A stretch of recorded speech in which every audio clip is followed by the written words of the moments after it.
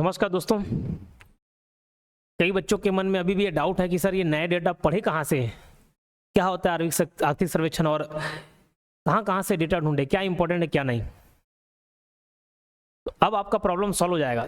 ये जो वीडियो है मैं आपकी जानकारी के लिए बता दूं, ये यूट्यूब में भी डल रहा है और हमारे कोर्स में भी डल रहा है, दोनों में ये वीडियो डल रहा है, क्योंकि एडीओ की कोर्स हम भी करा रहे हैं अपने एप्लीकेशन में, तो ये एप्लीकेशन में भी ये वीडियो डलेगा।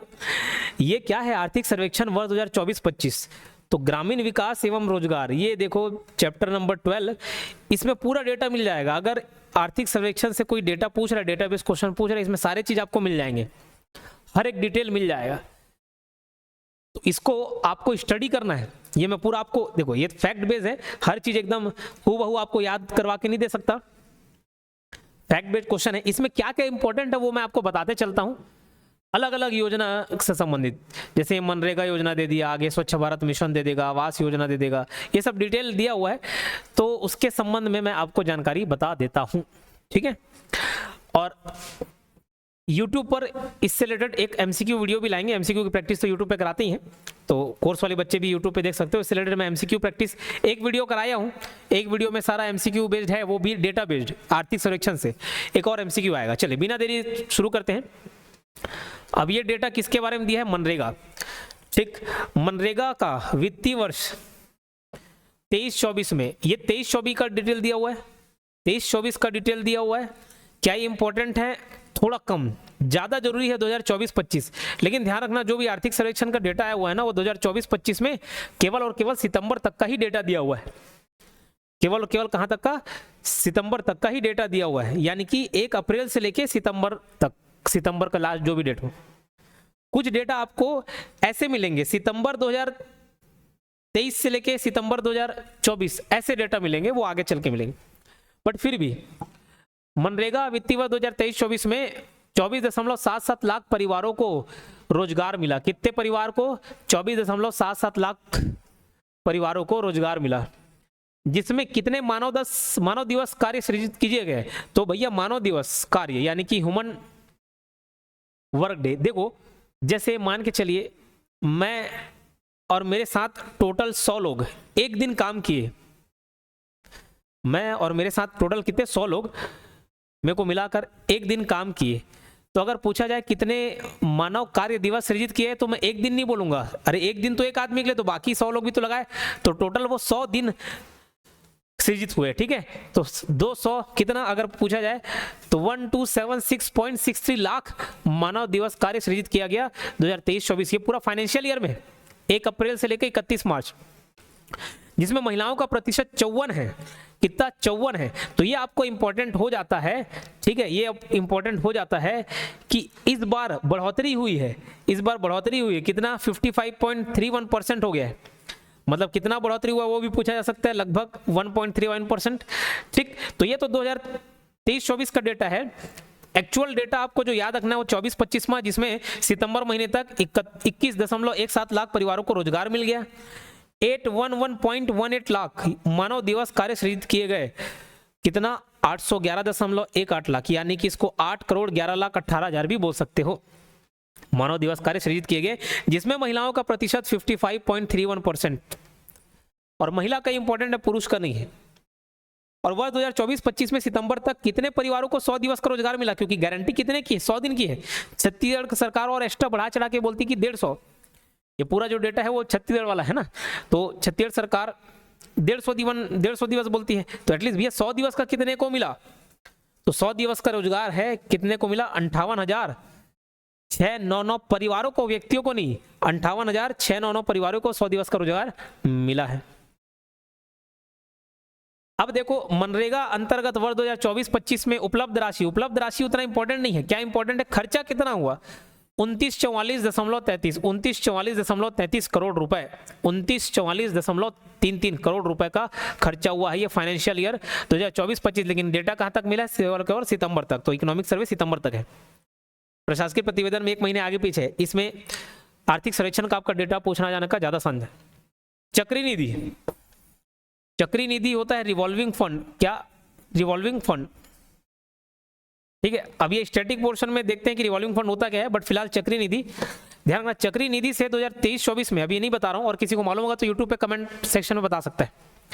चक्री निधि से 2023-24 में 33,859 स्व सहायता समूहों को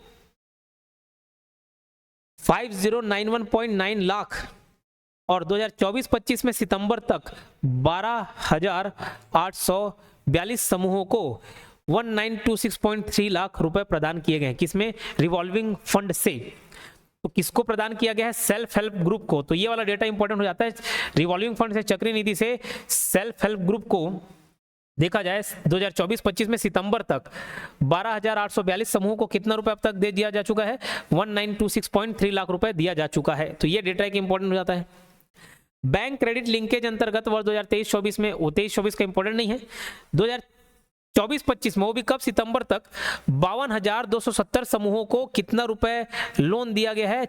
76,772.20 लाख में लोन दिया गया है। 76,702.20। अगर इस दशमलव को हटाऊं तो आप कैसे प्रोनाउंस करेंगे, कैसे पढ़ेंगे? 76,772 लाख रुपए लोन दिया गया है। 76,772 लाख, मतलब ये करोड़ में नहीं, अरब में चल देगा।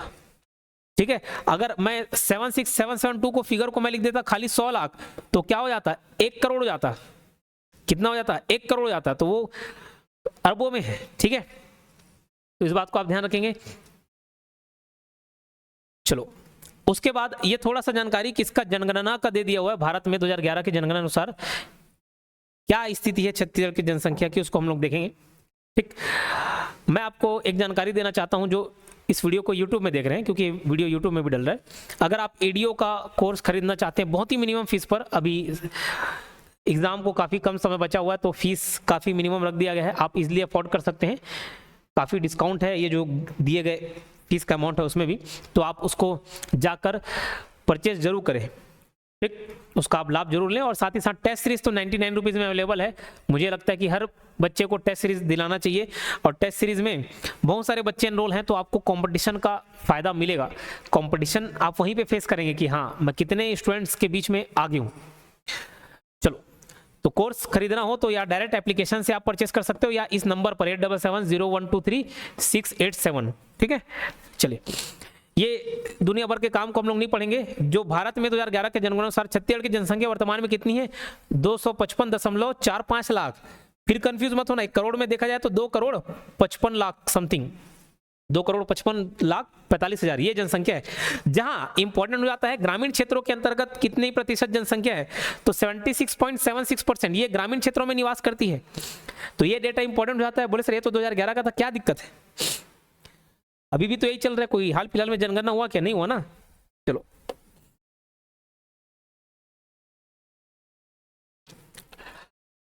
अब वर्तमान में प्रदेश में 33 जिला पंचायतें हैं। ठीक है भैया, क्योंकि 33 जिला हैं तो 33 जिला पंचायत, 146 जनपद पंचायत तथा जनगणना 2011 के अनुसार ये कम ग्राम पंचायत है। जनगणना 2011 के अनुसार तो 10,971 था। ठीक है, और ग्राम इतना देखने को मिलेगा 20,000 से ज़्यादा। अभी पंचायत विभाग 2019-20 के अनुसार कितने ग्राम पंचायत हैं? 11,664 ग्राम पंचायतें हैं, और ग्राम कितने स्थापित है? 20,255। तो ये एक डेटा इंपॉर्टेंट हो जाता है। क्लियर? अब ये जो हम ग्रामीण जनसंख्या की बात कर रहे थे ना, प्रतिशत कितने? 76.76%। टोटल छत्तीसगढ़ की जनसंख्या कितनी है? 2,55,00,000, 2,55,45,000 के आसपास। उसका 76.76% ग्रामीण क्षेत्र वाले हैं। तो संख्या में कितना आएगा? तो ये थोड़ा गलत डेटा दिया है। छत्तीसगढ़ ग्रामीण जनसंख्या प्रतिशत में नहीं, प्रतिशत कैसे 196 हो जाएगा? तो इस डेटा क्या रखना, 2011 के हिसाब से 196, तो 196 लाख है, मतलब 1,96,00,000। आप इसका निकाल के देखो ना, 2,55,00,000 का 76% निकाल के देखोगे उतना ही आएगा। देखो इसका 76% मतलब राउंड फिगर 75% पहले निकालता हूँ, 255 का 75% यानी कि 3/4। 4 से डिवाइड किए 4 6 और इसको 6 मान लेता हूँ, तो ये हो जाएगा आपका 64, 64 इंटू 3 192, 192 ये राउंड फिगर आ रहा है। ठीक है, 75% निकाला। अब 1.76% मतलब लगभग 2% और जोड़ दो, तो 255 का 2% लगभग 5, तो 192 प्लस 5 जोड़ दो, 197 करीब आ गया, 196-97। ठीक है, तो एग्जैक्ट निकालोगे उतना ही आएगा, 196 इतने लाख हैं, 196 लाख जनसंख्या किसमें? ग्रामीण जनसंख्या में।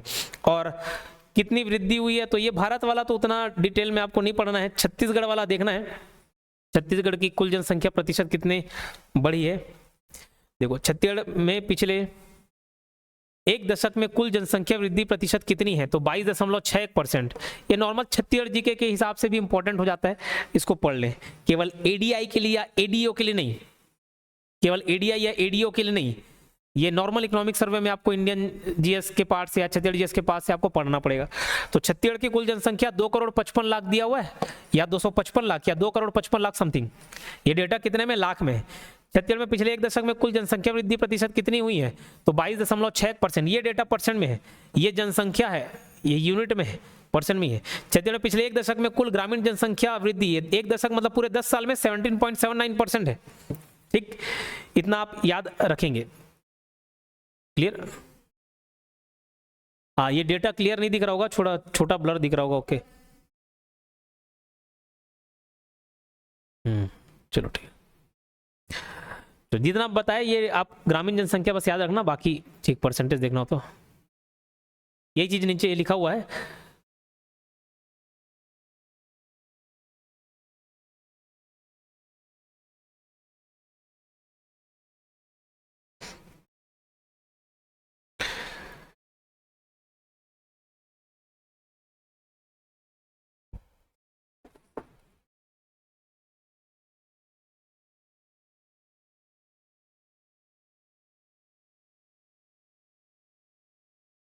ये डेटा मैं एक बार कंफर्म कर देता हूँ, ये बीच बीच का जो डेटा मिसिंग है अगर मिल जाए तो।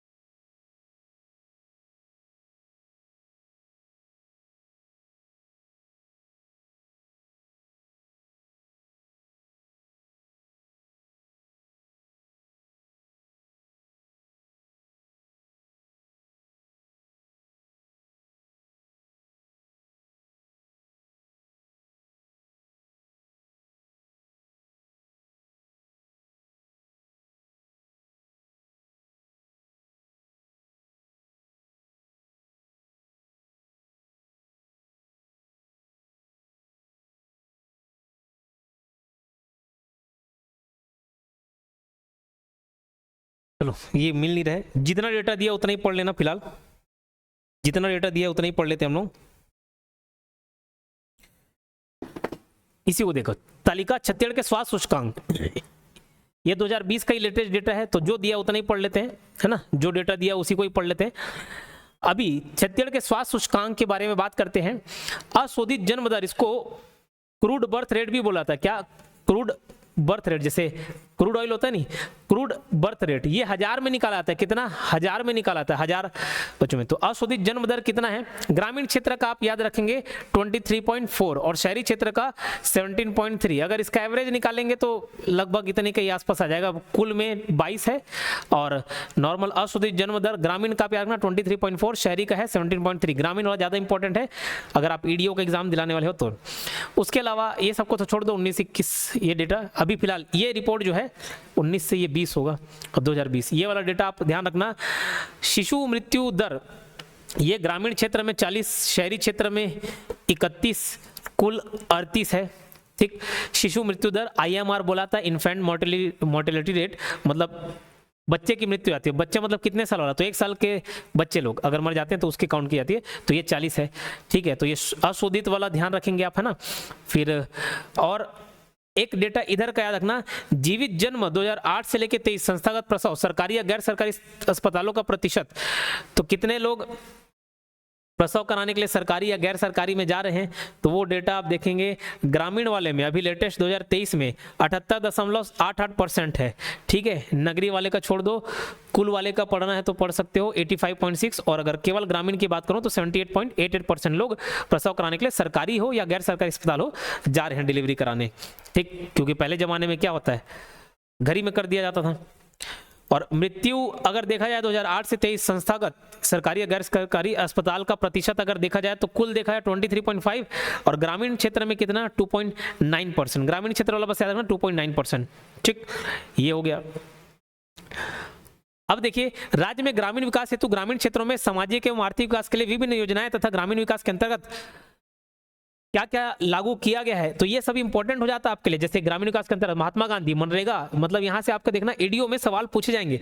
NRLM प्रधानमंत्री आवास योजना, ठीक है, ग्रामीण वाला, शहरी वाला नहीं। प्रधानमंत्री छत्तीसगढ़ ग्रामीण सड़क विकास योजना, मुख्यमंत्री ग्राम सड़क एवं विकास योजना, मुख्यमंत्री ग्राम गौरव पथ योजना, सांसद आदर्श ग्राम योजना, ये देखो सांसद आदर्श ग्राम योजना, विधायक Adarsh Gram Yojana, SBM Shyama Prasad Mukherjee rurban mission योजना आदि कार्यक्रम विभाग द्वारा संचालित किए जा रहे हैं। तो यही सब इंपॉर्टेंट है, यही सब मैं आपको एडीओ के कोर्स में कराया भी हूँ ग्रामीण विकास के अंतर्गत, ठीक है। अब देखते हैं मनरेगा, महात्मा गांधी राष्ट्रीय ग्रामीण रोजगार गारंटी योजना, देश के ग्रामीण क्षेत्रों में निवासरत परिवार की आजीविका को सुरक्षा प्रदान करने हेतु महात्मा गांधी राष्ट्रीय ग्रामीण रोजगार गारंटी अधिनियम 2005 दिनांक इस तारीख को 7 सितंबर जारी की गई। अब हमारे लिए इंपॉर्टेंट क्या है, छत्तीसगढ़ राज्य में कब आया, 2 फरवरी 2006 से महात्मा गांधी राष्ट्रीय ग्रामीण रोजगार गारंटी योजना प्रारंभ की गई है। पहले चरण में 2 फरवरी 2006 से कितने जिलों में आया, 11 जिले में, कितने जिलों में, 11 जिलों में। अब देखो पहला चरण, 3 चरण हुआ, पहले चरण में पहले स्टेज में 11 जिला, दूसरा जिला में 4, दूसरे चरण में 4 जिले में हुआ है लागू। 4 जिला कौन कौन सा है, तो 4 जिला, दूसरा चरण 1 अप्रैल 2007 से 4 जिले में लागू हुआ, रायपुर, जांजगीर चांपा, कोरबा और सरगुजा, ठीक है। रायपुर, जांजगीर चांपा, कोरबा और सरगुजा, ठीक। तो ये ध्यान रखेंगे। और ये संबंध में अच्छे ट्रिक के माध्यम से मैं एमसीक्यू बनाया हूं, उसको डाला भी हूं कोर्स में, तो पढ़ाए हूं, ठीक है।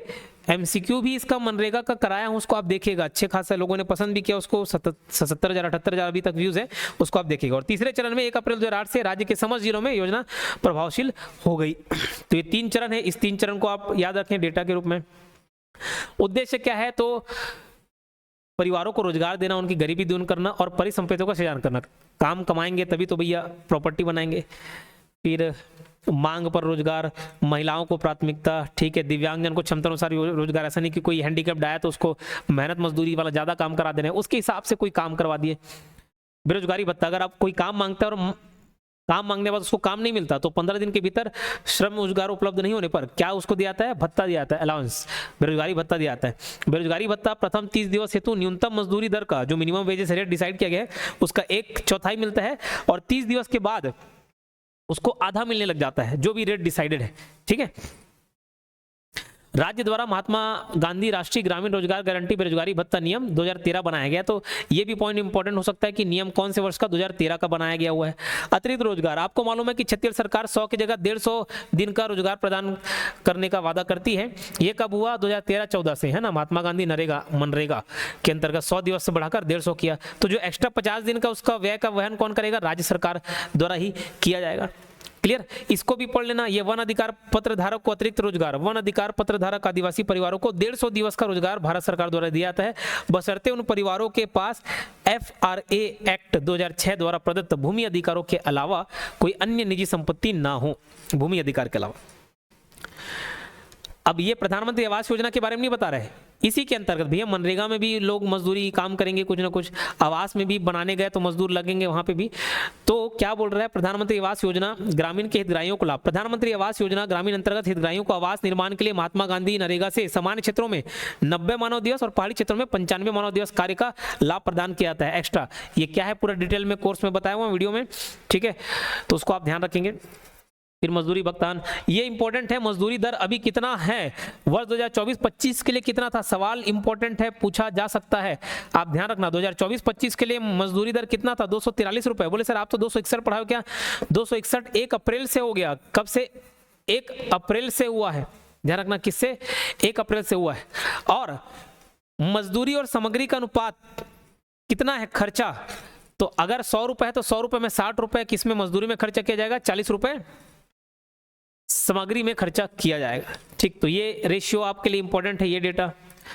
मशीनों से कार्य कराना प्रतिबंधित है, ध्यान रखना, मशीनों से कार्य करना, कुछ कुछ जगह जहां मशीन के बिना काम नहीं हो सकता, बाकी उसको छोड़ के सब जगह प्रतिबंधित है, ये उतना इंपॉर्टेंट नहीं है। और सोशल ऑडिट यूनिट SAU का गठन किया गया, ये अभी आपको मालूम होगा। इसमें डेटा से रिलेटेड जो है उस पर मैं बात करता हूँ। ऑनलाइन शिकायत कौन से पोर्टल पर की जा सकती है, तो www.mgnarega.cg.government.in, इसमें ऑनलाइन शिकायत कर सकते हो, ये सब याद रखना। लोकपाल, महात्मा गांधी नरेगा की धारा 27 के तहत योजना क्रियान्वयन से संबंधित शिकायतों के निवारण निपटाने के लिए जिला स्तर पर लोकपाल की भी नियुक्ति की गई है, इसको भी आप याद रखेंगे।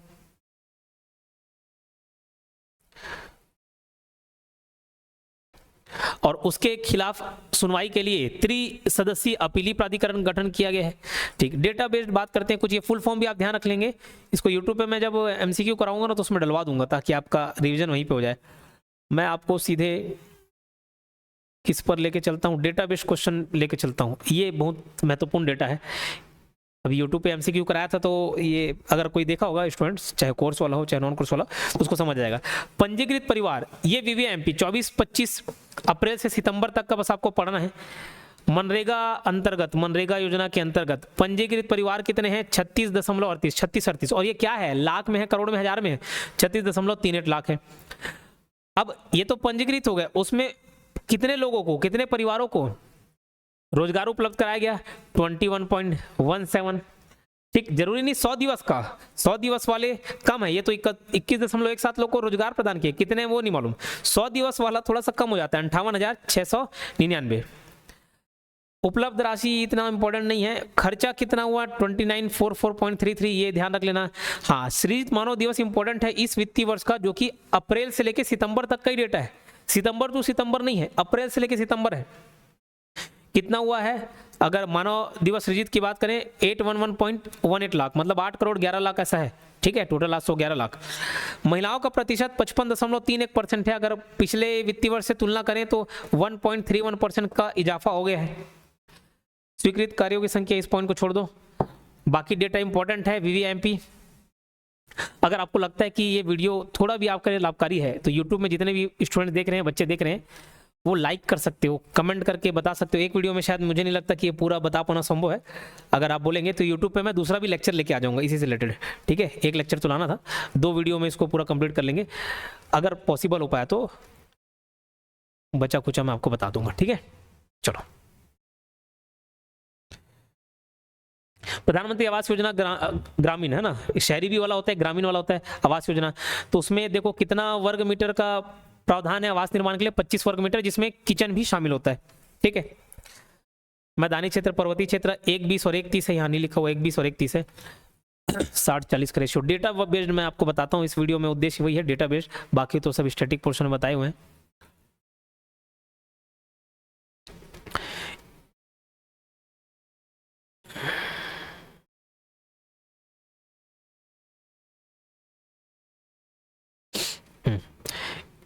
इस डेटा को देखो, वित्तीय वर्ष 2016-17 से वर्ष 2024-25, देखो 16-17 से वर्ष 2024-25 के सितंबर माह तक योजना अंतर्गत कुल आवास निर्माण का लक्ष्य कितना रखा गया था, 20,23,073 आवास निर्माण का, मतलब 20,23,073 आवास निर्माण का लक्ष्य रखा गया था। ये भी लाख में नहीं है, इतना लाख में तो फिर वो अरबों खरबों में पहुंच जाएगा। ओवरऑल 20,23,073 इतना आवास निर्माण का लक्ष्य रखा गया था, जिसमें से कितने की स्वीकृति मिली है, 17,29,586 की स्वीकृति मिली है। अब उसमें पूर्ण कितने हुए, अपूर्ण कितने हुए, उसको भी देखेंगे। ठीक है, अब देखो छत्तीसगढ़ राज्य में वित्तीय वर्ष 2016-17, 17-18 मतलब कुल मिला के कहां से कहां तक, 24-25 तक, 16-17 से 24-25 तक कुल स्वीकृत आवास जो कि कितनी थी, 17,29,586 के विरुद्ध कितने आवास पूर्ण किए जा चुके हैं, ये VVMP है 10,96,659। ठीक, कितना निर्माणाधीन है उतना इंपॉर्टेंट नहीं होता, बट फिर भी याद रखना 5,52,943। ओके, इसके बाद थ्योरी देखने के बाद यूट्यूब में और प्लेलिस्ट में जाके देख लेना MCQ, और एकदम कंठस्थ हो जाएगा। ठीक, अब ये देखो इतना सारा डिटेल दे दिया, लेकिन ये आपको पढ़ना है कि नहीं जी, आर्थिक सर्वेक्षण में सब चीज थोड़ी पढ़ना होता है। 24-25 का डेटा याद रखेंगे। बोले सर ऊपर भी तो पता है 24-25 का, वो तो कितना 20, 23, 73 ऐसा कुछ था, नहीं यहाँ पे ये मिसिंग हो गया 073 है ना। ये खाली आपको किसका याद रखना है 2023-24 में, और वो भी कहां तक का डेटा, सितंबर तक का ही डेटा दिया है, 1 अप्रैल से लेके सितंबर तक का डेटा। तो आवास निर्माण हेतु लक्ष्य कितना गया है 846,931, और स्वीकृत उसमें से कितने हुए हैं 5,53,444, मतलब 5,53,444, जिसमें पूर्ण आवास केवल 6 है। इतना कम संख्या तो शायद ही पूछा जाएगा, बाकी निर्माणाधीन है, कंस्ट्रक्शन है। तो भैया इसी वर्ष चालू है, एक ही दिन में थोड़ी ना आपका आवास बन जाएगा। ठीक, फिर भी ये डेटा मैं बता दिया। तो सर ये क्या डेटा था, ये 16-17 से पूरा टोटल है, और ज्यादा संभावना इसी को पूछ दे, ज्यादा संभावना है उसी को पूछ दे। ठीक है, चलो फिर भी 24-25 वाला डेटा ये मैं आपको बता दिया, इसको याद रखना है। आर्थिक लक्ष्य ये वित्तीय प्रगति, इसको छोड़ो। पीएम जनमन, देखो प्रधानमंत्री जनजातीय आदिवासी न्याय अभियान पीएम जनमन की भौतिक प्रगति, प्रधानमंत्री जनजातीय आदिवासी न्याय अभियान अंतर्गत प्रदेश के कितने जिलों में, 18 जिलों में विशेष पिछड़ी जनजाति समूह PVTGs, particularly vulnerable tribal groups के परिवारों को 100% लाभ दिए जाने हेतु प्रधानमंत्री जनजातीय आदिवासी न्याय अभियान योजना के तहत राशि कितना रुपए है, 2 लाख प्रति इकाई लागत के पक्के आवास की सुविधा उपलब्ध कराई जा रही है। योजना अंतर्गत आदिम जाति विभाग द्वारा चिन्हांकित कितने परिवार को, ध्यान रखना 42,326 परिवारों में से 24,278 परिवारों के आवास की स्वीकृति की जा चुकी है। तो ये जनमन के अंतर्गत है, इस डेटा को भी आप रखेंगे, जिसमें 1638 आवास पूर्ण किए जा चुके हैं और बाकी लोगों का निर्माणाधीन है। कितने आवास पूर्ण हो चुके हैं, ये VVIMP 1638, इस डेटा को आप याद रख सकते हो। भौतिक प्रगति देख लेते हैं, वित्तीय प्रगति अगर चाहें तो आप डेटा याद रख लोगे, बाकी मैं इसको बता रहा हूं। अब ये डेटा ध्यान रखना, ये नवंबर 2023 से सितंबर है, मतलब ये पूरा 1 साल का डेटा है। ठीक है, ये नवंबर से सितंबर यानी कि पूरे 1 साल का डेटा दिया जा रहा है। प्रधानमंत्री जनजातीय आदिवासी न्याय अभियान पीएम जनमन की भौतिक प्रगति, तो ध्यान रखना पूर्ण आवास की संख्या 1638 है, और निर्माणाधीन आवास ये इतना इंपॉर्टेंट नहीं है, लक्ष्य और स्वीकृत आवास तो बता ही दिया। पूर्ण आवास सबसे ज्यादा इंपॉर्टेंट है, बाकी लक्ष्य को ध्यान रख लेना। पूर्ण आवास सबसे ज्यादा इंपॉर्टेंट है, वही पूछा जाएगा। वित्तीय स्वीकृति, वित्तीय स्वीकृति में देखना ये राशि, ये ब्रैकेट वाले को जरूर पढ़ लिया करो, करोड़ में है, लाख में है, क्या है, आप देखना चाहे तो देख सकते हैं। मुख्यमंत्री आवास योजना ग्रामीण, ये देखो ये नया नया योजना प्रारंभ हुआ है, VVIMP है। क्या VVIMP है? इसको मैं कोर्स में थ्योरी पार्ट में शायद मुख्यमंत्री आवास योजना नहीं पढ़ाएगा, अभी नहीं पढ़ाया, शायद नहीं पढ़ाए क्या, तो यहां पे देखो वो भी कवर हो जाएगा।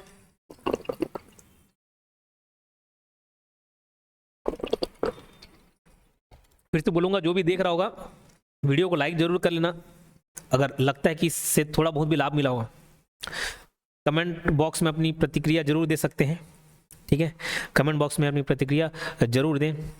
और अगर आप चाहते कि और भी वीडियो मैं डालूं यूट्यूब पे तो उसको मैं डाल दूंगा, उसके लिए कमेंट बॉक्स में बताइएगा। इस डेटा पे हम एक काम करते हैं, बाद में आएंगे प्रधानमंत्री आवास योजना, सॉरी मुख्यमंत्री आवास योजना, ये बहुत इंपॉर्टेंट है, मैं इसको अगले लेक्चर में कवर कर लूंगा।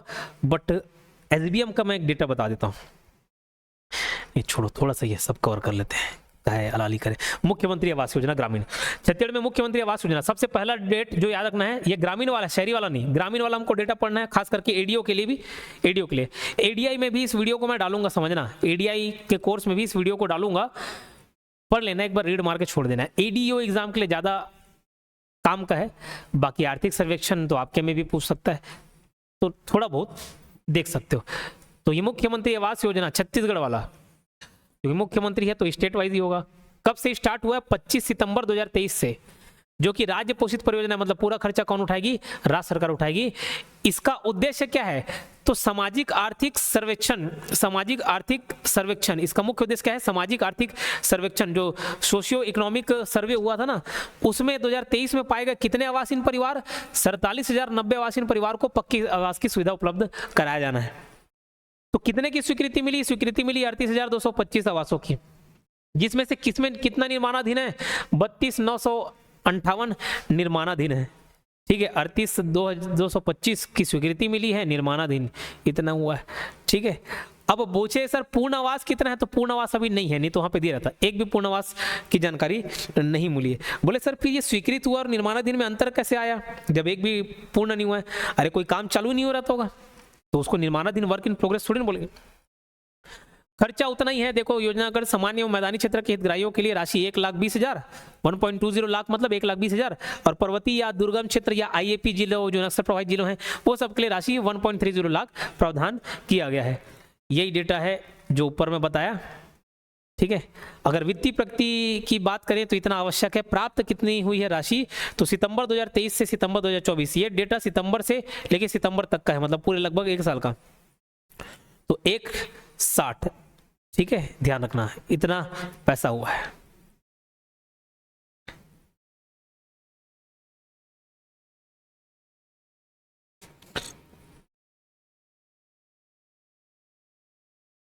जरा कैलकुलेटर का यूज किया जाए, इसको लाख में है, करोड़ में है, कुछ बताया नहीं है, ठीक है। तो देखो, आवास निर्माण का लक्ष्य रखा गया है 37,090 इंटू 1,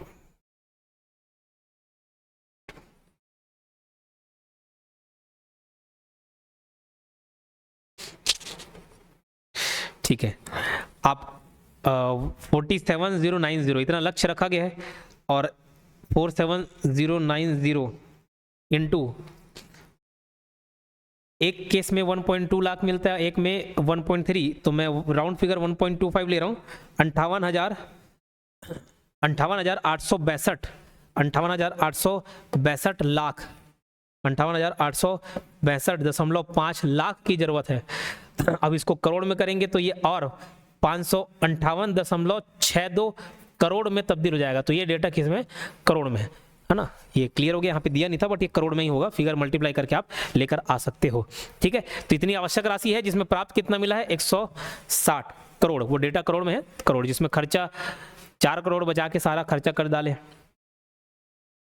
स्वच्छ भारत मिशन, ये डेटा काफी इंपॉर्टेंट हो जाता है जी। स्वच्छ भारत मिशन का डेटा, ये मैं यहाँ पर इस पर ज्यादा फोकस करूंगा। VVIMP, स्वच्छ भारत मिशन का डेटा, VVIMP हो सकता है थोड़ा आपको ब्लर दिखे, आप PDF के माध्यम से उसको आंसर जज करेंगे, ठीक है, देख लेंगे अगर आपको ब्लर नजर आ रहा होगा तो, क्योंकि ऑलरेडी पूरे इकोनॉमिक सर्वे में इसको थोड़ा काट छाट करके बनाया गया है, तो थोड़ा सा ब्लरिश जरूर नजर आ रहा होगा।